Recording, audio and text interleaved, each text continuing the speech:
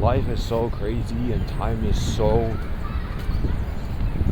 insane as a concept, as an executed real thing. It's about to be a whole night since A$AP Rocky dropped Don't Be Dumb. A$AP Rocky dropped? He dropped finally? It's been almost 8 years and he finally dropped?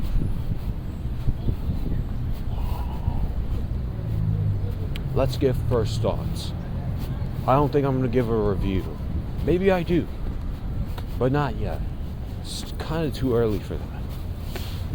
Alright, listen y'all.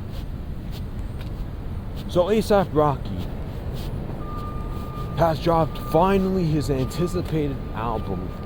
The whole time, he delayed multiple times. He hasn't really executed a proper rollout. I called him out numerous times. I called him a bum for constantly doing this snippet gimmick. We're just releasing snippets and not really following through with some of them. And it's crazy. Now he dropped last night. I listened to it, listened to the whole thing, and now I'm coming here to say this. Dude, this was not worth waiting 8 years for. This was not a horrible project. This wasn't a bad project. This was not worth waiting 8 years for. Buddy, this was not worth waiting that long. Alright? You cannot be doing this again. You better not do this again. I promise you, it is not going to help you for the long stretch of time moving forward. But if you want to, so be it. Then again, it's not ideal. It's not the way to go, really. You're a vibing artist. You cannot afford any more of these long extended breaks. You cannot afford it at this point. If you do, you do.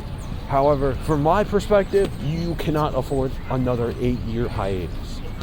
Or you can't afford a longer than at least a few years. You can't. You're a vibe artist. You're somebody that experiments a lot with trippy, cloud rap, psychedelic production. You have one of the most intrinsic concepts in all of hip-hop. You always use the most trippy, weird, it could be confusing, yet it can be really entrancing type of concepts. This album, it's still not in the full-fleshed form that I would anticipate. It wasn't the most fully, consistently executed project, well sequenced, because there weren't any songs that told me, yeah, I just need to head out. It's not that A$AP Rocky has dropped an album full of horrible tracks. There are some tracks, or the sequencing of the entire album was just too all over the place. You got this one vibe here, but then the next vibe just completely 180 shifts, and then it's just the next vibe. And then you get another vibe. You get a trippy 808s track. Then you get a flute, instrumental 808s-esque track. Then you get this, then that. Then it's not really consistent like that. And it doesn't really help fully my album experience with it. Because I'm anticipating one thing and I'm getting completely the other. Not because I expect something, yet if I listen to a track and this is what I'm anticipating, this could be the concept and the soundscape throughout most of the track, I get something completely different. I get thrown a fish instead of steak. I get thrown beef instead of grilled chicken. There's some really, really, really good bangers on here. And there's a lot of songs that it doesn't sound completely unfinished. It just sounds like there needs to be more in depth. There needs to be something more explored, more adventurous. You know? I'd say in the first half, it starts off really bold. In the middle part, it continues, but this is where it starts becoming way too all over the place. It just starts becoming confusing. And then towards the latter half, it slows down, but there's no direction. There's no sense of, wow, I'm actually in the place I want to be. No, there's, okay, I want to go this way. No. Let's take this destination. But wait. I gotta stop here first. Wait, I didn't find anything I really like that. Let's go to another place. Oh, let's go here. Not really. We just continue to go to store to store to store just to find that one thing. That's what it felt like throughout the sequencing, and especially towards the end. But that ending track was pretty damn good. Pretty damn good. For a Will I Am feature, Big 2026, are we serious?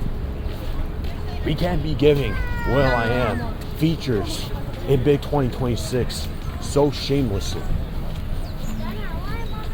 And I'm pretty sure Jessica Bratt was on the track as well. And then he also gave us like 2 bonus tracks. One of them has a Tyler creative feature.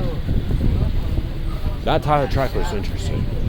I'm gonna have to sit with it for a while because I don't really know how to come about it.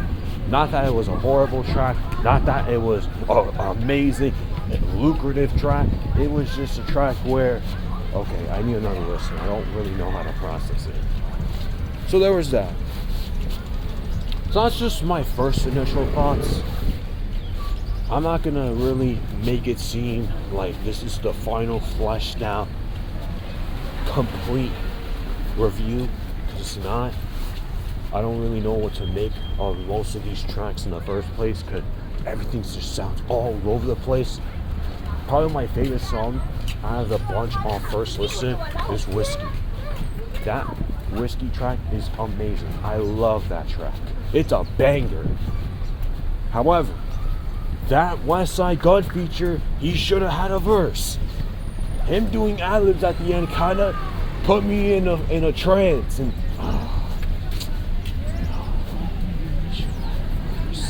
he would have sounded so good on here. Bro! His pen got so much better the past year, but he didn't use his pen in this song. That disappointed me. Can't get everything you want in life. Just how it is. But that Whiskey song is such a banger. It is a banger for the ages. I love that song. I don't care what anybody says. So that's just our first listen. If I come out with a particular review, it will come out. If I don't, that's probably because I don't really know what to make of it. I probably need another while to sit with it. And that's okay.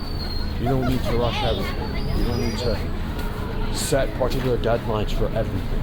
Some things need to be more fleshed and more experienced and explored rather than rushing the process and making it seem like, oh, it's over if I don't complete this, I'm gonna fail. Like, relax, slow down. Everything has its time.